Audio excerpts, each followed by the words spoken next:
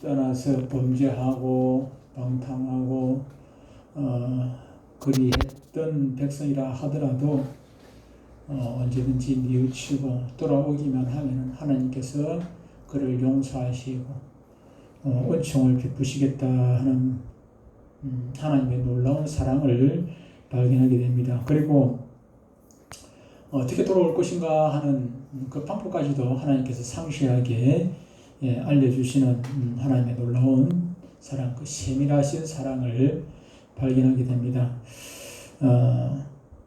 신명기 그 7장 7절 8절에 의하면은 세계 수많은 열방들 중에서 하나님께서 이스라엘을 택하신 이유를 설명을 하고 있습니다. 이스라엘이 큰 나라라서 많은 백성을 가지고 있어서 그리고 똑똑하고 잘나고 뭐 어떤 그런 조건이 있어서 이스라엘을 택한 것이 아니다 하는 것입니다. 여기 보면 너희는 지극히 작은 나라고 작은 백성이고 작은 민족이고 볼품없는 하찮은 그런 민족임에도 불구하고 내가 너를 오직 사랑하기 때문에 너를 그 많은 열방 중에서 너를 선택했다 하는 것을 말씀을 해주고 있습니다. 뭐 자랑거리가 있느냐고 있습니다.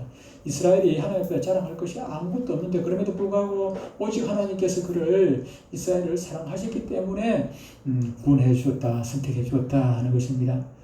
사람은 저마다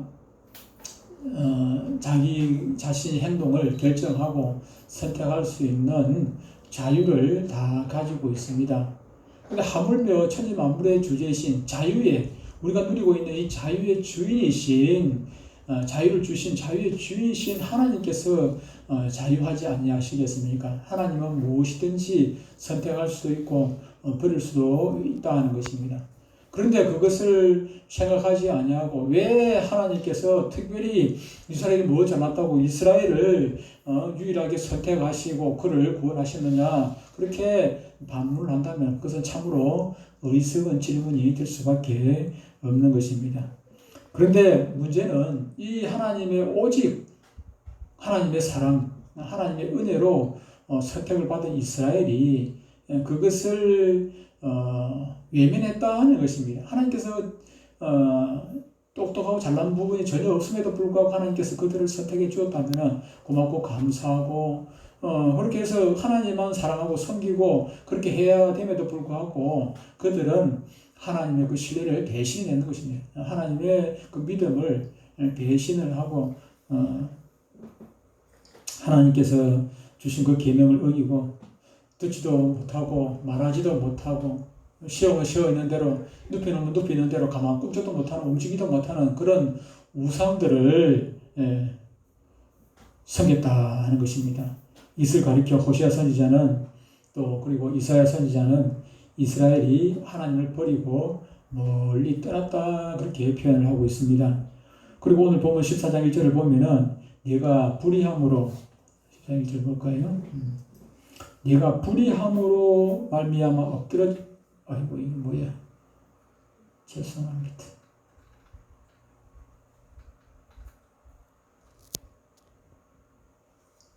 네가 불의함으로 말미암아 엎드러졌느니라 그랬습니다. 네가 불의함으로 말미암아 엎드러졌느니라. 이 말씀의 뜻은 무엇입니까? 이스라엘이 하나님을 떠나 제멋대로 살다가 불의하게 살다가 그 불의로 말미암아 걸려 넘어졌다 하는 것을 말씀을 하고 있는 것입니다. 넘어졌다는 것은 무엇입니까? 실패하고 좌절하고 절망 가운데 살았다 하는 것입니다. 누구라도 옛날이든 지금이든 하나님을 떠나 불의하게 되면은 이렇게 넘어지게 되어 있고 좌절하게 되는 것입니다. 본문은 불의 때문에 넘어졌다 그랬습니다. 불의 때문에 엎드렸다 말합니다. 불의는 무엇입니까? 불의가 무엇입니까? 도둑질하고 거짓말하고 싸움질하고 뭐 사기치고 살인하고 그런 것이 불의입니까? 그런 것이 불의 아닙니다. 불의, 의. 하나님은 의입니다. 하나님의 말씀이 의입니다. 불의란 말은 하나님을 떠난 것이 불의고 하나님의 말씀에 어긋난 것이 불의입니다. 불의. 예.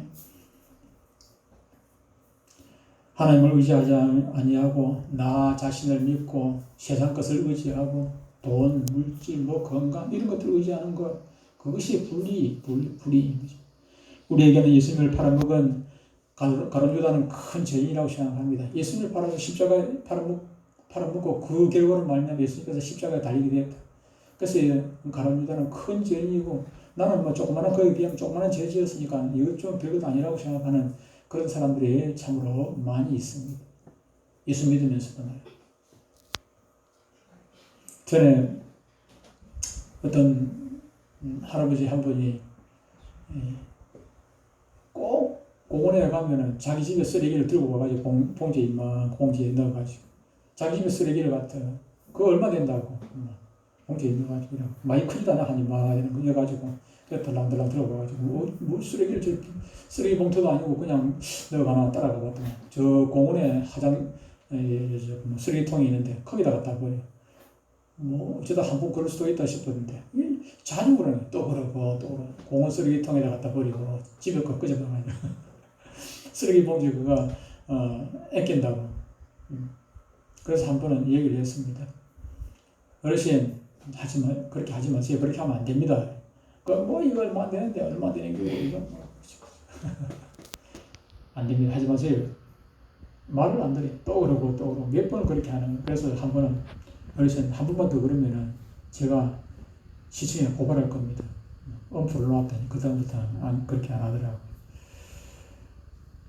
불의는 그렇습니다. 불의는 커도 불이고 작아도 불입니다. 10개명 다 안 지켜도 그것도 불이고 그 중에 한 가지만 안 지켜도 불의인 것입니다. 불의는. 그래서 우리는 생각할 때 큰 죄 지은 것은 그건 죄고 내가 그냥 소속에 지은 죄는 그건 별거 아니라고 생각하는 그런 어리석음이 우리 가운데 있는 것이죠. 죄는 커도 죄고 작아도 죄입니다. 바늘도둑이 소독되는데 바늘도둑은 별거 아니라고 생각하고 소독은 크다고 생각하고 그런 심성이 우리 가운데 있는 것이죠. 맨 처음 이스라엘 죄는 바늘도둑처럼 별것이 별로 큰 것이 아니었습니다. 그걸 대수롭지 않게 여겼던 것이죠. 그러나 그 시간이 지나고 세월이 지나면서 그들은 결국 하나님을 등지게 되었고 하나님과 이 원수가 되고 말았던 것입니다. 우리가 예수님을 등지는 것도 마찬가지입니다.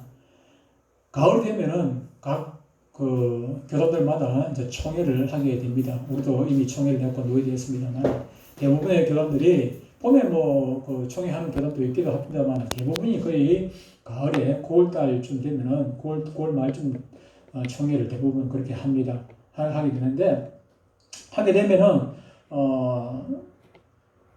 각 노회들이 보고를 해요. 노회에다 총회에다가 보고를 합니다. 보고하는 가운데 우리 교회는 그냥 총회만 보고를 했습니다만 큰 교회들 보면 보고를 하는데 각 교회 숫자도 보고를 하고 또 교회들 숫자도 보고를 하고 그 노회원도 보고를 하고 보고하는 게 이제 서면으로 보고를 하겠지만 상당히 많이 있어요. 그 통계가 나오는 것이죠. 교인들 수 통계가 나오는데 그런데 지금 2021년인데 2021년도 교인 통계하고 2020년도 1년 전 통계하고 비교를 해보니까 한국에서 제일 큰 교단이 장로교 교단인데 장로교 교단 중에 합동측 교단이 제일 큽니다. 대한예수교 장로회 합동측 저 사당동 지금은 저기 어디입니까 그 용인에 가면 거기 있는데 그 총신대학 있죠.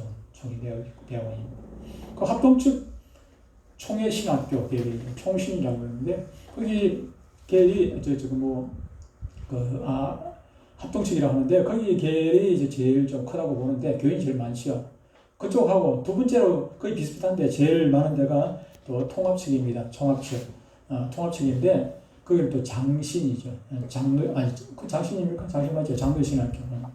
그러니까 거기가 또 교인이 거의 합동하고 비슷해요. 근데 두 교단을 다른 교단 안 놓고 그 제일 큰 교단 두 개를 보태가지고 통계를 보니까 작년하고 금년하고 비교를 해보니까 교인 숫자가 28만 명 정도가 줄어들었더라 그렇게 얘기를 합니다. 28만 명.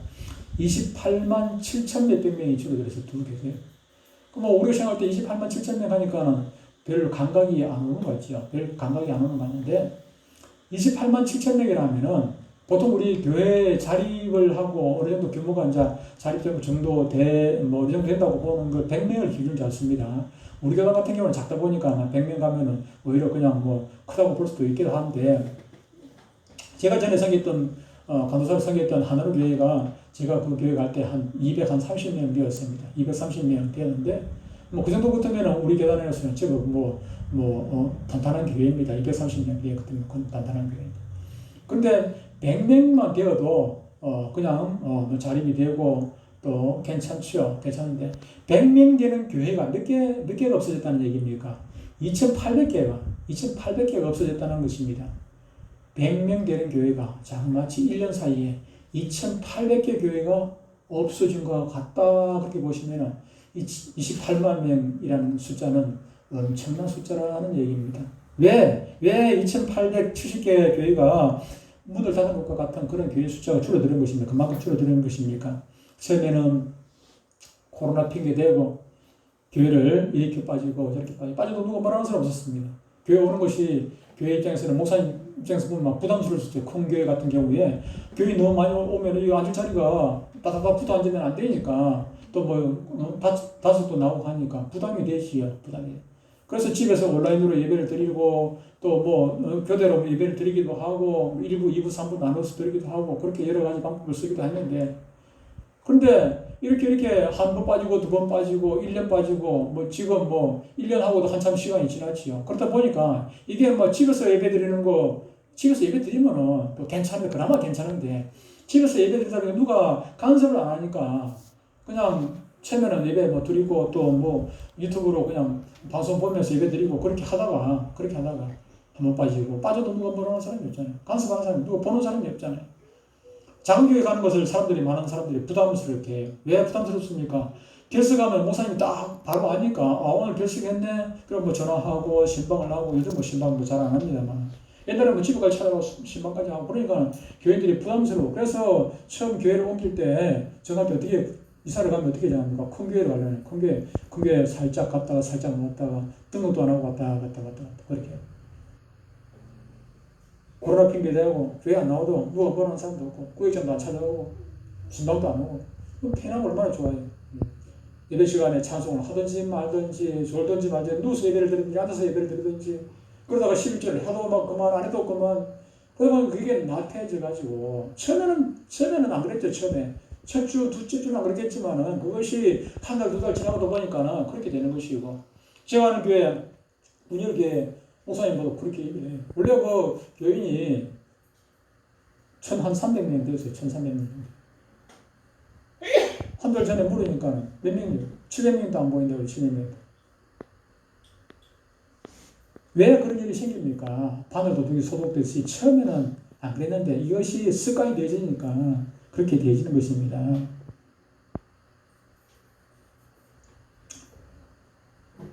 이런저런 변명이 자꾸 생기고 이유가 많아지고 그러면서 교회를 자꾸 멀어지게 되고 교회만 멀어지면 괜찮는데 예수님과 멀어지는 것입니다.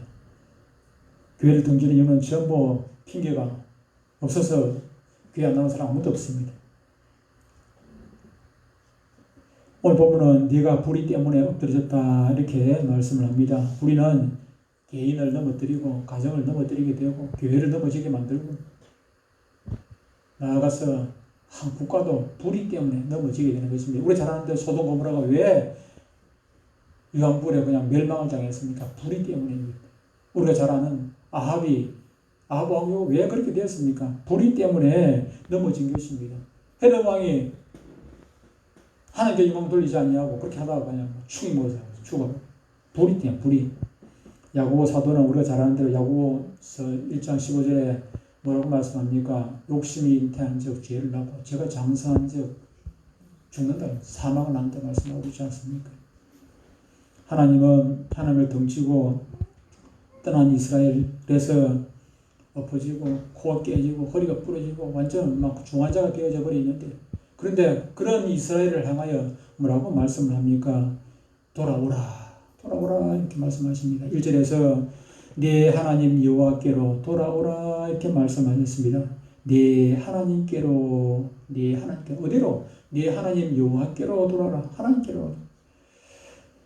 네 하나님께로라는 말을 우리는 깊이 생각을 해 보아야 하는 것입니다. 그 뜻은 네가 비록 하나님을 등지고 우상을 따라 하나님을 떠났지만은 그러나 나는 네 하나님이기 때문에 네 하나님 때문에. 너는 나를 떠났지만 나는 여전히 네 하나님이다. 너를 잊지 않다. 너를 버리지 않았다. 너를 기다리고 있다는 것입니다. 아직도 기다리고 있다. 언제든 돌아오면 된다는 거예요. 눈 빠지게 지금 늘 기다리고 있다. 호시아 선지자는 누가 결혼했습니까? 호시아 선지자 아내가 고멜입니다. 고멜은 호시아와 결혼하여 아들 둘, 딸 하나를 낳았습니다. 세 자녀의 어머니가 되었는데, 그런데 바람이 나가지고 호시아를 버리고 그냥 가출을 해버렸습니다. 호시아는 사창가에 있는 아내를 찾아가 포주에게 몸값을 지불하고 아내를 집으로 돌아오기 위해 설득을 합니다. 호시아 3장 3절에 이렇게 말씀합니다. 그에게 고멜에게 이르기를 너는 많은 날 동안 나와 함께 지내고 음행하지 말며 다른 남자를 따르지 말라. 나도 네게 그리하리라 하였노라. 뭐라는 것입니까? 나는 당신의 남편이야. 집으로 돌아가자. 나도 당신한테 잘할 테니까 집으로 돌아가자. 당신은 나를 버리고 바람이 나서 도망쳤지만은 난 여전히 당신을 버리지 않고 당신의 남편이니까 여전히 변함없이 당신의 남편이다. 여기서 호시아는 누구를 지금 누구의 그림자입니까? 하나님의 그림자입니다. 하나님의 그림자. 고멜은 누구의 그림자입니까? 이스라엘의 그림자입니다.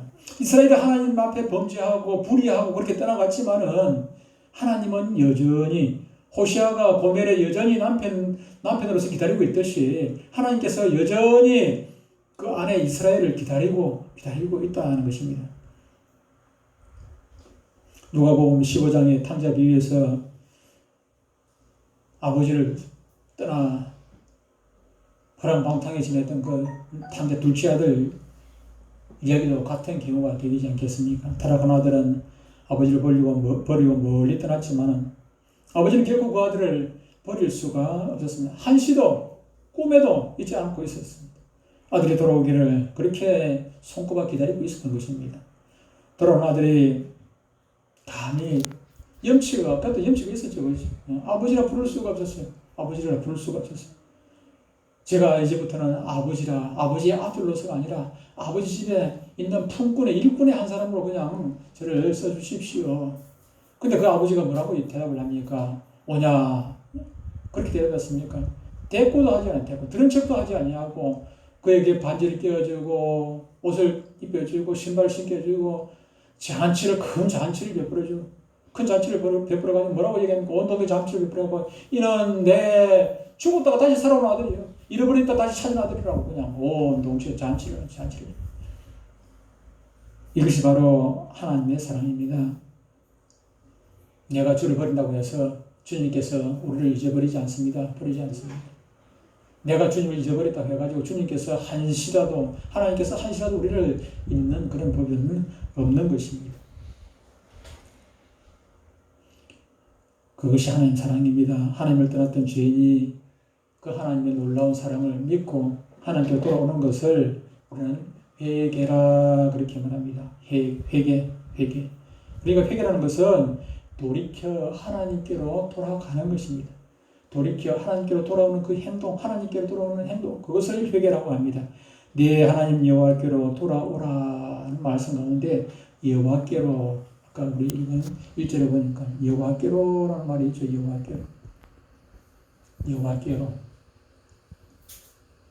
여호와께로 이 말은 히브리 원문에 보면 아드 여호와. 무슨 말인가 하면은 우리가 회개라는 것은 보통 자기 먼저 첫 번째 단계가 내 죄를 깨닫는 것입니다. 내 죄를 깨닫고 뉘우치고 돌아갈 결심을 하고 그 다음에 실제로 물질적으로 행동으로 옮기죠. 돌아서. 그런데 여호와께로 이 말은 하나님 앞에까지 돌아오는 그 행위를 여호와께로 아드 여호와. 아무리 내 죄를 깨달은들 돌아가지 않냐면 그거는 진정한 회개가 아니지요. 내가 죄를 깨닫고 눈물로 뉘우쳐서 끝나버리면은 그것이 회개입니까? 그거 회개라고 할 수 없어요. 누굽니까? 가룟 유다도 자기 죄를 깨닫고 후회를 했습니다. 후회를 했지. 그 예수님께 돌아가야 되는데 돌아가지 아니하고 몸매로 자살해버리잖아요. 그 회개라고 할 수가 없어요. 회개라는 것은 죄를 깨닫고 눈물로 뉘우치고 우지적으로 돌아가는 것입니다. 어디로? 여호와께로. 여호와 앞에까지 돌아가다가 그냥 쉬어버리면 그 회개도 아니에요. 돌아가는 누구까지? 여호와 앞에까지, 하나님 앞에까지. 참 회개라는 것은 하나님에게까지 돌아와야 하는 것입니다. 그런데 문제는 너무 오랫동안 너무나 많은 죄를 짓고 살았기 때문에 돌아올 염치나 자신이 없는 경우가 많습니다. 우리가 성경 읽을 보면 아까 얘기한 그 탕자 같은 경우도 참으로 많이 돌아가는데 아버지께로 돌아오는 데까지 큰 용기가 필요했을 것입니다. 아버지가 나를 받아줄려나 용기가 필요하지 않겠습니까? 그런데 그 용기가 무엇으로 이루어지는 것입니까? 말씀으로 말미암아 이루어지는 것입니다. 그래서 오늘 본문 2절에 보면은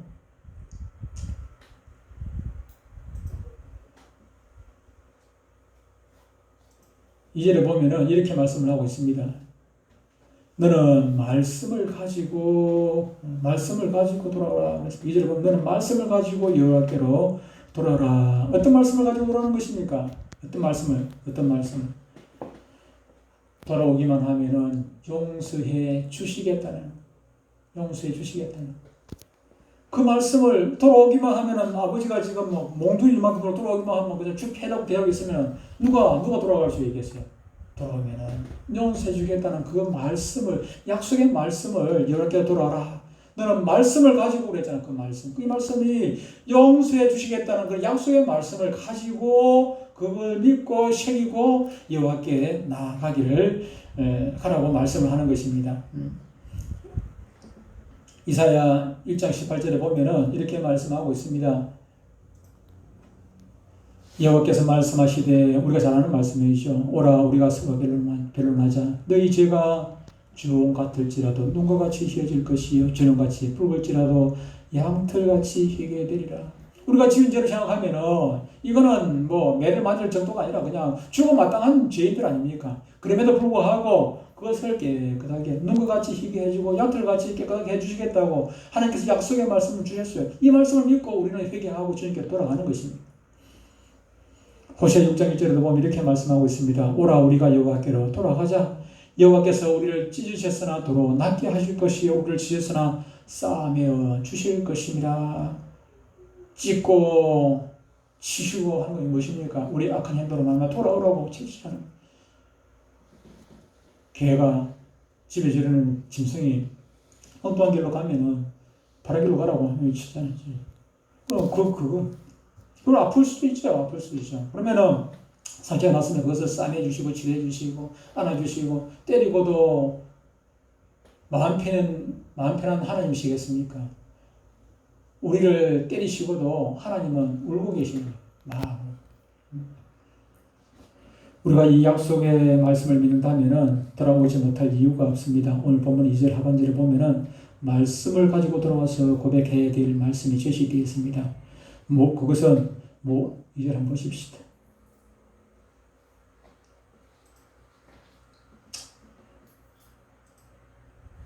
2절에 보면은 말씀을 가지고 여호와께로 돌아와서 아래기를 드는 모든 불의를 제거하시고 무엇을요? 모든 불의를 제거하시고 선한 발을 받으소서 그랬습니다. 모든 불의를 제거하시고 선한 발을 받으소서. 우리 이 고백 속에서 두 가지를 발견해야 합니다. 첫째는 불의는 우리가 저질렀잖아요. 우리가 저지른 이 불의는 우리가 비록 저질렀지만 우리 스스로는 깨끗하게 할 수가 없다는 것입니다. 모든 불의를 제거하시고 내가 제거할 수 없으니까 하나님께 아뢰는 것입니다. 하나님, 내가 지은 모든 불의를 제거해 주십시오. 우리는 아무리 그러니까 불의를 저지르지만은 그 불의를 조금 더 우리가 제거할 수 있는, 징계로 치울 수 있는 것도 아니고 세탁기에 이어가지고 돌려가지고 깨끗하게 할 수 있는 것은 결코 아닙니다. 하나님께서 우리의 불의를 제거해 주셔야 한다는 것입니다. 다시 말하면은 죄 사하는 권세는 오직 하나님께만 있는 것입니다. 그러니까 내 죄를 지게 해주시기를 우리는 하나님 앞에 회개할 때 그냥 막아준다 해가지고 그냥 염증없이 그냥 들어가면 되는 것이 아니고 이 하나님 앞에 내 죄를 깨끗하게 해주시기를 간구해야 하는 것입니다. 두 번째로 선한 발을 받아주십시오 그랬습니다. 선한 발을. 받으소서. 내가 돌아왔다는 그 사실 자체를 기특하게 여기고 나를 좀 받아달라는 것입니다. 받아달라고 부탁을 드리는 것입니다. 그렇습니다. 죄 가운데 빠져서 내 멋대로 살던 죄인이 하나님께로 돌아왔다는 그 사실을 우리 하나님께서는 묻지도 따지지도 아니하시고 기뻐하십니다. 선물 꾸러미를 들고 오지 않아도 돌아왔다는 그 행위 자체를 우리 하나님께서 기뻐하시고 받아주시는 분이십니다. 누가복음 15장 23절 24절에 탕자가 돌아왔을 때 그 아버지는 우리가 먹고 즐기자. 그 아들이 네가 뭐하고 그동안 뭐하고 살았노? 물어나 보자. 말 좀 해봐라. 뭐 한마디 묻습니까? 물을 필요도 없고 따질 필요도 없어요. 따질 필요도 없어요. 뻔한데. 아버지는 그 아들이 지금 안 봐도 뻔해. 뭐하고 있었으면 뻔해. 하나님은요, 우리가 일두족을 다 알고 계세요. 우리가 회개 안 한다고 해가지고 하나님께서 모르시는 분은 아니에요. 우리가 고백 안 한다고 해가지고 하나님께서 우리의 지은 죄를 모르시겠습니까? 내가 모르는 사실까지 다 알고 계시는데, 그럼에도 불구하고, 하나님께서는 묻지도 따지지 않고 다 받아주신다. 지난날 죄 가운데 살았더라도 돌아오면은 용서받지 못할 죄는 아무도 없습니다. 돌아오면 됩니다. 용서하시고 기뻐하시고 하나님 품까지 돌아오면 됩니다. 용서하시고 기뻐하시는 하나님 품.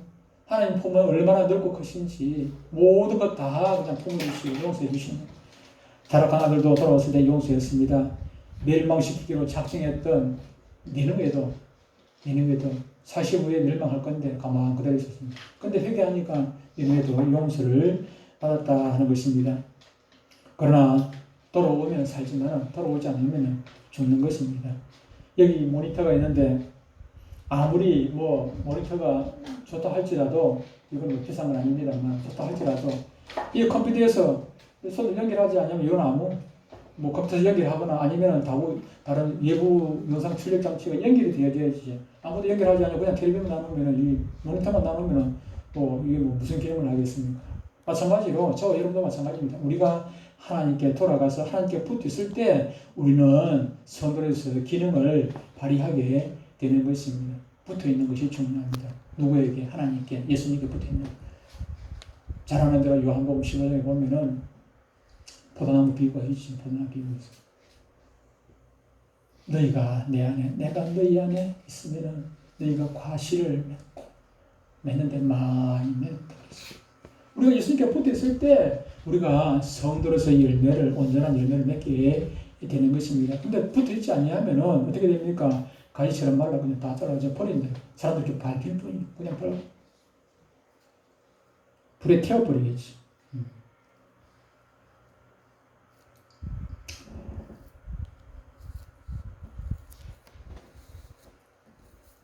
무슨 말입니까? 우리가 가지고 있는 쓸모있는 존재가 되려면 하나님께 붙어 있어야 되는 것입니다. 하나님께서 우리에게 이런저런 사명을 주셨습니다. 그 사명을 이루기 위해 가지고는 내 스스로 해가지고 할 수 있는 것은 아무것도 없다는 것입니다. 하나님께 붙어 있을 때 목사가 도와주는 것이고 집사가 도와주는 것이고 장로가 장로로서 역할을 할 수가 있게 되는 것이고 그들이 집사가 장로가 국회의원 하고 있고 장관을 하고 있다 할지라도 하나님께 붙어 있지 않냐면은 어떻게 된다 했습니까? 소금이 그 맛을 잃어버리면은 사람들에게 밟힐 뿐이라. 소금이 맛을 잃어버리면 모래보다도 못해요. 모래는 그냥 집이나 짓지요. 집진데 귀하게 쓰이는데 소금이 맛을 잃어버리면 뭐한테 쓰겠습니까? 쓸데가 없을 때 버리지. 이 핑계 저 핑계 코로나 핑계 대고 하나님을 떠났던 사람들은 이제 돌아와야. 우리 내동계 말하는 것은 내동계만 말하는 것이 아니고 온 이 땅에 있는 하나님을 코로나 핑계 대고 떠났던 모든 주의 자녀들은 이제 돌아올 때가 되었다 하는 것입니다. 오늘도 주님은 자신의 잘못을 회개하고 돌아오는 사람을 기다리고 환영하고 계십니다. 지금 이 자리에 앉아있는 저 여러분 역시 피상적으로 나는 하나님께 붙어있다. 나는 지금 교회에 왔으니까, 지금 말씀 듣고 있으니까, 지금 예배하니까, 지금 찬양하고 있으니까 나는 하나님께 붙어있다. 그렇게 생각하지 마시기를 바랍니다. 조금 전에 얘기한 대로 여러분들에게 무슨 열매가 있습니까? 예수님께 붙어있는 사람은 예수님의 열매를 맺게 되어 있는 것입니다. 포도나무 가지가 포도나무 원가지에 붙어 있으면은, 원줄기에 붙어 있으면은 반드시 열매를, 튼튼한 열매를 맺게 되어 있다는 거죠. 여러분들에게 무슨 열매가 있습니까? 무슨 열매가? 돈 많이 버는 열매 말고 예수님께서 주신 그 사명의 열매를 얼마나 맺고 계시냐는 것입니다. 여러분에게 그런 열매가 없다면 여러분은 진정 교회에는 나와 있을지언정 예수님께 붙어 있는 것은 아니라는 사실을 기억을 해야 하는 것입니다. 나에게 무슨 열매가 있는지 곰곰이 생각해 보시고, 나에게는 아직 예수님의 열매가 없다, 예수님께서 주신 사명의 열매가 없다, 그런 사람은 회개하고 주님께로 돌아오고 주님을 꽉 붙들어야, 그래야 여러분들은 살아있는 성도가 되는 거예요. 그 모습은 입만 무성한 그런 무화과 나무처럼 그 모습은 붙어 있는 것 같은데 열매가 없으면 그 붙어 있는 것이 아니라 붙어 있는 것이 나중에 결국 하나님께 버림을 받게 되는 것입니다. 몸만 교회당에 앉아 있는 것이 아니라 진실된 마음으로 주님께 붙어 있고 날마다 주님 앞에 내가 얼마나 붙어 있는지 자기 스스로 돌아보고 그래서 우리는 한시도 기도를 하지 아니하면 안 돼. 한시도 신중하게 기도하라는 이유가 그게 내가 정말 주님께 붙어 있는 늘 자신을 살피고 기도하고 그걸 통해 가지고 주님으로부터 진행을 받고 열매를 맺게 되는 것입니다. 오늘도 내일도 변함없이 주나라 가는 그날까지 늘 자신을 살피고 성찰하여서 주님께 붙어 있고, 그래서 주님의 바라시고 원하시는 많은 열매들 맺고 주님의 상급이 되시는 저와 여러분 되시기를 주님으로 축복합니다. 기도하겠습니다.